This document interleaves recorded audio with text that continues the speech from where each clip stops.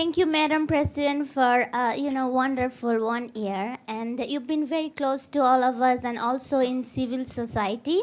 You have attended the Salt Lake City conference recently, and I wanted to ask you your remarks on inclusion in civil society, and also what is the role of civil society to progress in the past 2015 agenda for sustainable development goals. And one more thing is that last week at the press conference, David Miliband said that SDGs are mostly engaged in rhetoric and not the action. So what is your thoughts on that? SDGs are mostly engaged in rhetoric and not on action. Okay. Thank you. Edie, please. Okay, Carmen. And I still have the BBC question. Go ahead, Carmen. Thank you so much. Yes, Edie. yes. Go ahead, please. Madam President, muchísimas gracias a las dos. Una pregunta, por favor.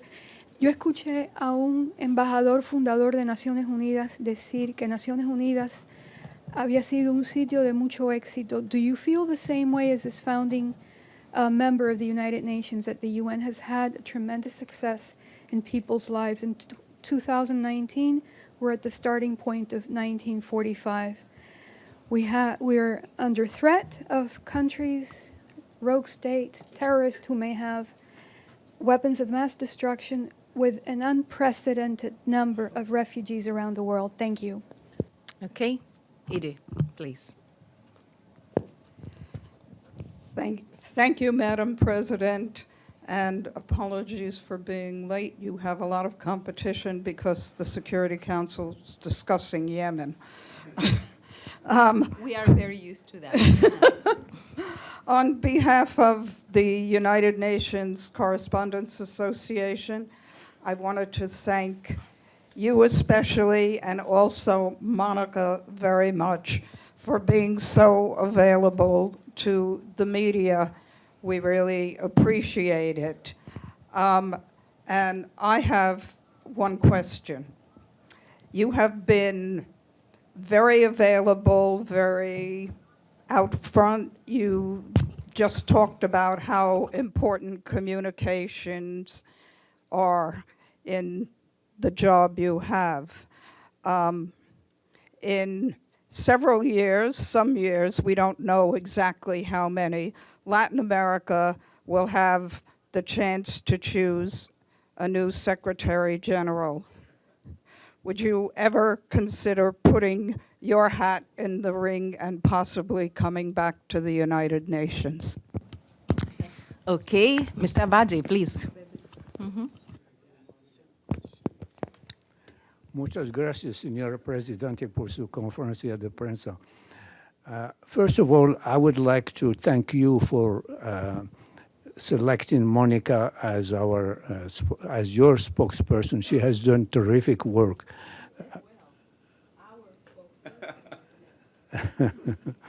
I also would like to mention Mark Sedon, who has cooperated fully with me.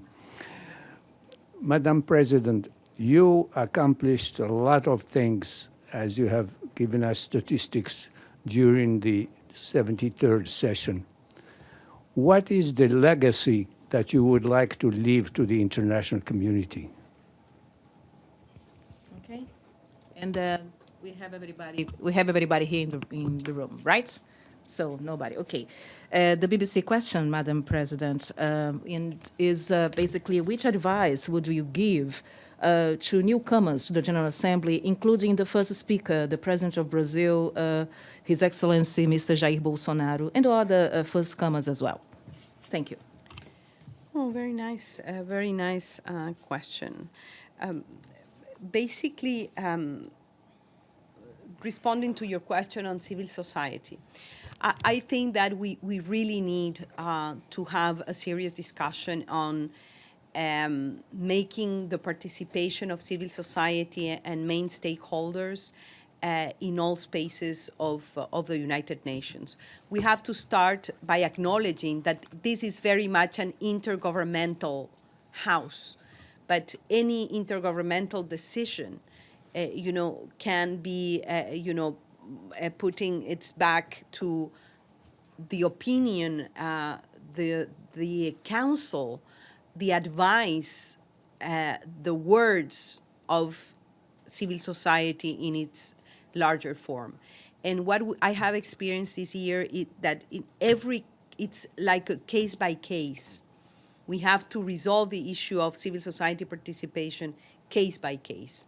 And I think we need to establish a predictable system to make sure that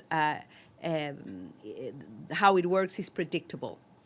And in that we are sure that the decisions we take have also always received the voice, the opinion, the experience, the vision of civil society. And I think that the Salt Lake City conference was a very strong token of that. I shared with member states both the youth climate, it's the youth compact, and also the outcome document of Salt Lake City. I think they're two, both are very, very powerful, and they should be taken into account and by member states and considered. The SDGs being more rhetoric than action, I don't think so. It has to be a combination of language, of narrative, of purpose, of political will, which comes with language, and it has to translate into action, of course. But before you do action, you need to do the language part and the policy-making part. And sometimes they say, some very critical voices of the United Nations, they tell us, but you are a talk shop. It is a talk shop. I'm a huge defender of the talking the talk part.